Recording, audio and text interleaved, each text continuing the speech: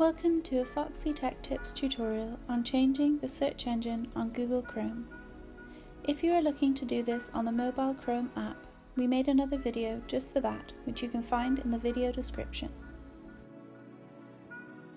On Google Chrome, click on the menu button at the top right of the page and then click on Settings.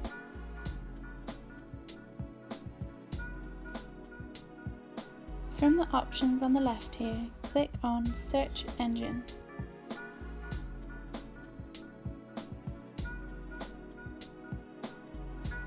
As you can see, Bing is currently selected as the search engine.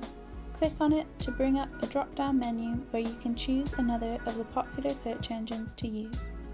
Google is the most well-known and reliable search engine to use. You can also remove search engines from Chrome here if you are sure you'll never be using them.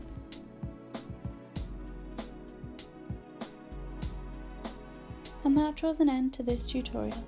Please like the video if you found it helpful and subscribe to Foxy Tech Tips for more Chrome tips and tricks.